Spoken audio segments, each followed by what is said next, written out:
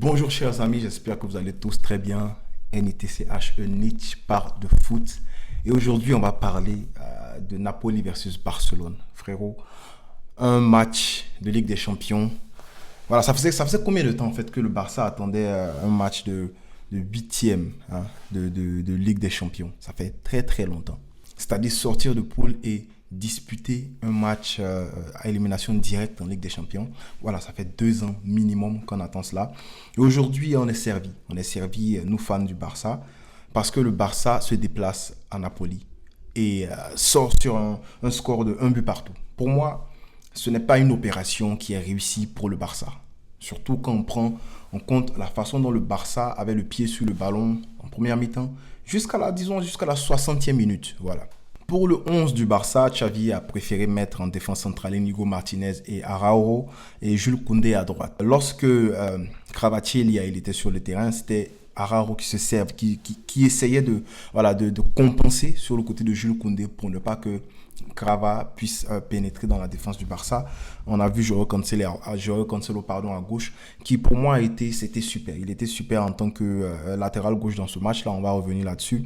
Dans le milieu, c'était Christensen en 6, Frenkie de Jong et Ilkay Gundogan en tant que relayeur.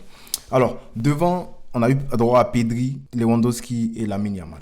On va peut-être faire une analyse tactique. Il y en a qui fait bien lorsqu'on faisait les analyses tactiques. Et voilà, on va essayer de revenir là-dessus.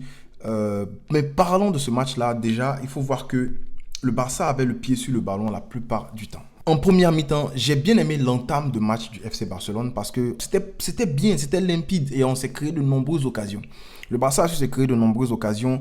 Je parle notamment d'une frappe d'une frappe de Lamine Yamal enroulé qui sort, si je ne me trompe pas. Une belle frappe de Pedri qui a shooté du pied gauche à l'entrée de la surface. Voilà, il faut me dire si je me trompe, il faut me dire si j'ai mal vu. Mais Pedri a frappé de loin. C'est très très rare que Pedri prenne sa chance comme ça à l'entrée de la surface. Il a fait aujourd'hui. On a eu, en première mi-temps, on a eu de la domination. On a eu même 7 tirs. 7 tirs à 0. 3 tirs cadrés à 0. C'est-à-dire que le Barça, comme je l'ai dit, avait beaucoup le pied sur le ballon en première mi-temps. Et pour moi, en première mi-temps, il y a des faits de jeu qui m'intriguent un peu. Je prends un petit exemple. Regardez par exemple le carton jaune de Frenkie de Jong. Pour moi, il n'y avait pas lieu d'être parce que oui, de Jong fait un tacle, mais il s'arrête. Le mec, c'est Politano si je ne me trompe pas, mais c'est Di Lorenzo. Il ne touche même pas Di Lorenzo.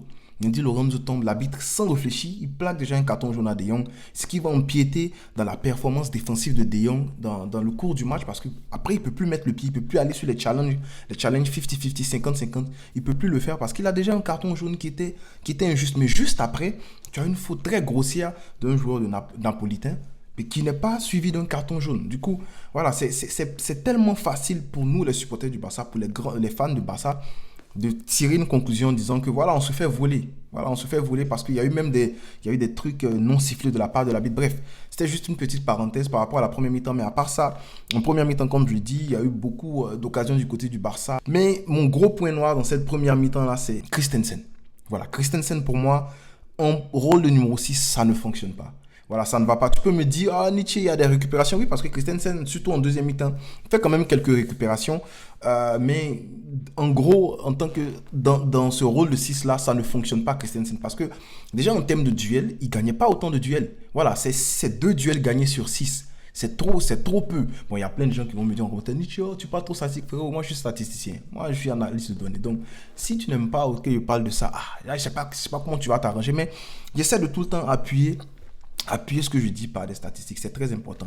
Voilà, donc Christensen pour moi qui dans ce match-là, voilà, défensivement parlant, c'était pas ça. Et même offensivement parlant, pour se retourner, c'était problématique. Voilà, j'avais déjà parlé dans la vidéo précédente, j'ai dit Christensen, quand il s'agit de jouer dans son équipe nationale en tant que 6, ça va parce que le niveau il est très différent. Équipe nationale et puis en club là, c'est différent parce qu'en club on passe le temps à t'étudier, toi l'adversaire. Voilà. Donc, je pense vraiment que Christensen en 6, c'était pas ça. Bon, j'ai parlé de se retourner, c'était un problème. Mais même dans les passes, parce qu'il y a des passes qui desservaient à Lamine Yamal, Il y avait une seule personne entre eux, mais les passes n'atteignaient pas. Voilà, il y a beaucoup de passes qui ont été manquées. Un problème de précision de passe en tant que 6. Il y a des ballons jetés. Ben, ce n'est pas le seul. Hein. On va parler de Pedri aussi tout à l'heure. Ce n'est pas le seul, mais voilà, dans ce rôle de 6 là, c'est juste parce qu'on n'a pas d'autres solutions pour le moment. Voilà, je pense qu'il y a des petits de la Masia qui savent bien jouer en 6, les Casado. Je ne sais pas si c'est Casado, si je ne me trompe pas, mais il faut leur donner leur chance. Parce que voilà, bon, pas en Ligue des Champions. Voilà, ça serait méchant de ma part de dire qu'il faut donner la chance à un jeune en Ligue des Champions pour venir jouer en 6. C'est méchant de ma part si je dis ça. Mais voilà, il faut commencer à voir ce qu'on peut faire d'autre. Parce que supposons que Christensen là, il se blesse, on fait comment? On remet Roméo. Voilà, c'est aussi un problème de gestion du club. Hein. Comme je l'ai dit, le club est très mal géré depuis des années. Et voilà, c'est en train d'empiéter sur nous parce qu'on n'a toujours pas de 6. On n'a toujours pas de 6 de métier pour venir remplacer Sergio Busquets. Donc, je ne vais pas trop m'attarder sur Christensen. Pour moi, à part ces grosses tâches, ces gros points noirs là, il fait pas quand même un match ridicule. Joao Cancelo, qui est une satisfaction dans ce match là, oui, parce que Joao Cancelo c'est quand même 90 minutes de jouer, mais c'est surtout, je me rappelle de son centre de l'extérieur droit pour Lewandowski, qui finit presque own goal parce que c'était tellement bien centré dans la zone dangereuse. Il y a une zone dangereuse, tu vois, entre le point de pénalty et le gardien. Là, tu sens fort là-bas. Tu as même des défenseurs qui peuvent même se marquer. Et il a mis des ballons là-bas pour Lewandowski. Bon, dommage, Lewandowski était en arrière du défenseur. Des éliminations qui m'ont plu, des 1v1. Il tentait, voilà, il tentait et j'ai bien aimé ça. Cancelo, aujourd'hui, c'est 6 dribbles réussis sur 7. Donc, ça veut dire que sur le côté gauche, il faisait le jeu. Surtout que devant lui, il n'y avait pas d'ailier pur. Il n'y a pas d'ailier pur qui va venir combiner avec lui. C'est Pedri qui est devant lui. Mais bon, Pedri, on le sait, il va venir dans le demi-espace pour essayer de combiner, pour essayer d'orienter le jeu. Et c'est Cancelo qui va prendre plus la profondeur. Voilà. J'ai aimé le match de Jong et de Gundogan. J'ai quand même aimé le match. Gundogan, bon, il y a des lacunes dans son jeu, mais j'ai quand même aimé le fait qu'il frappe de loin. Aujourd'hui, c'était bien. Le problème, c'est qu'il y a eu une occasion où Lamine Yamal lui met le ballon dans la course, mais il prend le ballon sans puissance. Il n'y a pas de puissance dans son tir. Du coup, c'est facile pour le gardien. C'est un peu comme une passe. À part ça, point noir dans le match de Gundogan aujourd'hui, c'est voilà, énormément de pertes de balles. C'est quoi, minimum 12 pertes de balles. Donc, si tu veux, va regarder. Mais voilà, il y a eu beaucoup de ballons perdus. Mais en même temps, quand tu es milieu, que tu tentes, si tu perds les ballons en essayant de jouer vers l'avant, là je suis d'accord avec ça. Mais si tu perds les ballons parce que voilà, tu bouffes trop la balle ou bien tu gardes trop le ballon dans tes pieds, c'est problématique. Lewandowski qui est buteur aujourd'hui, mais Lewandowski dans le jeu, c'est catastrophique aujourd'hui. Il ralentissait le jeu, des contrôles ratés, des passes à je ne sais qui, je ne sais pas si on jouait à 15 s'il voyait des joueurs fantômes, je ne sais pas, mais des passes à on ne sait pas qui. Voilà, très catastrophique. Même pareil pour Pedri aussi qui a perdu beaucoup de ballons aujourd'hui, mais il est auteur d'une passe décisive. Voilà, il faut voir cette passe-là pour la donner. Voilà, ballon entre les jambes du milieu napolitain. Lewandowski reçoit le ballon, lui aussi il tire entre les jambes et puis c'est but. Je ne sais pas ce qu'ils ont vu entre les affaires de jambes et tout là, mais voilà, c'était quand même un bel enchaînement de la part du Barça, mais il faut le dire, hein, dans la façon de jouer, techniquement parlant, il y avait tellement de lacunes aujourd'hui. Ce qui m'énerve, c'est que on mène au score. Il faut conserver cet avantage-là pour retourner au Barça, pour mettre au moins la pression sur les Napolitains pour sortir. Mais là, on mène 1-0. Et gros problème, gros pépin, le plus gros pépin dans ce match-là, la plus grosse tache noire, Inigo Martinez. Mais tu fais quoi, Inigo Martinez? Tu fais quoi? Victor Osimhen, les gars, ils ne foutaient rien dans ce match-là. On a vu Kvaratskhelia qui est sorti du match. Il n'a rien foutu. C'est lui leur pièce maîtresse en attaque. Mais il n'a rien foutu. Il a été muselé par Koundé, par Araújo. Il est sorti. Mais tu as Victor Osimhen qui vient recevoir le ballon. Il donne dos. Déjà, avant de recevoir le ballon, Inigo Martinez, t'as pas pensé à passer devant lui. Avant que le ballon arrive vers lui, là, avant que la passe se déclenche, t'as pas pensé à passer vers lui. C'est quand le ballon est en train d'arriver que tu veux passer devant lui. Mais tu fais quoi? Tu vois le gabarit de Osimhen. Tu as venu lutter avec lui, pourquoi? Mais reste derrière et puis oblige-le à tirer ou bien à faire une passe. Contiens-le. Mais non, lui, il voulait surgir devant. Je sais pas pour faire quoi là. Et voilà. Donc, le gars, la belle couverture de balle de Victor Osimhen puis se tourne face à face avec le gardien. Bon, il n'y a rien que le gardien puisse faire. Il a plongé, le gars, il a mis de l'autre côté. Bon, but d'attaquant, un but facile d'attaquant. Pour moi, c'est tellement dégueulasse que Inigo Martinez, il a fait la très grosse erreur parce qu'à cause de lui, c'est juste à cause de son erreur. C'est vrai que le Barça se faisait dominer. Le Barça se faisait largement dominer après le but là parce qu'on a commencé. C'est ce qui m'énerve aussi avec le Barça. On mène, mais après, on n'a plus l'écran. Qu'est-ce qu'on fait? Mentalement, c'est problématique parce que tu mènes. Continue de poser le pied sur le ballon. On va parler de Xavi tout à l'heure parce que ses remplacements aussi, moi, j'ai pas capté. Depuis longtemps, il devait faire certains remplacements.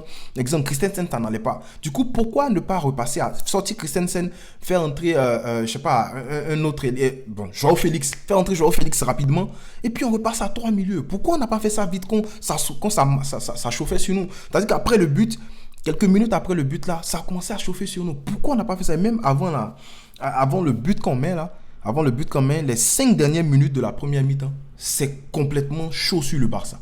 C'est chaud sur le Barça. On est dans nos temps faibles. Alors, tu vois ça, tu vois que Christensen, ça pique pas, il n'arrive pas à faire les passes différentielles pour casser les lignes et tout.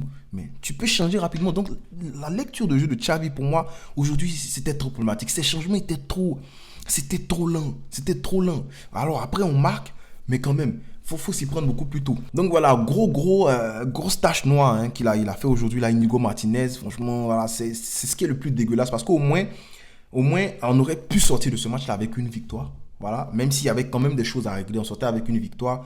On avait une performance qui était quand même au-dessus de la moyenne.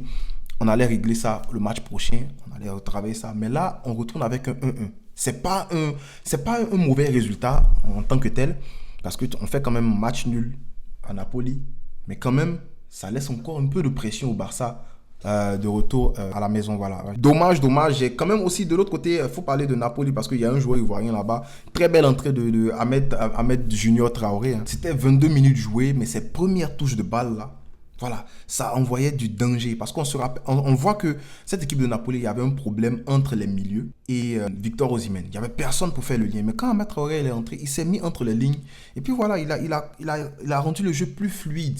Donc voilà, il faut faire attention à ce petit-là le match prochain parce que son entrée, elle était quand même bonne. Voilà, en conclusion, c'est dommage. C'est dommage. Moi, je prends ce match-là comme un mauvais résultat. Voilà, ça c'est moi. Dites-moi si pour vous, c'est un bon résultat. Mais moi, je prends ça comme un mauvais résultat, même si ça fait quand même longtemps qu'on était à ce niveau de cette compétition-là. Je prends ça comme un mauvais résultat parce qu'il y avait moyen de sortir de ce match-là avec quand même une victoire. Même si c'est 1-0, si on était un peu plus bon devant les buts, en première mi-temps, il y avait facilement 2-0 parce que Napoli a été inexistant. Un seul tir cadré, ils ont marqué. À l'image du Nigeria, lors de la CAN qui vient de finir là, Victor Osimhen, la même chose. Voilà, donc très dommage, mais bon.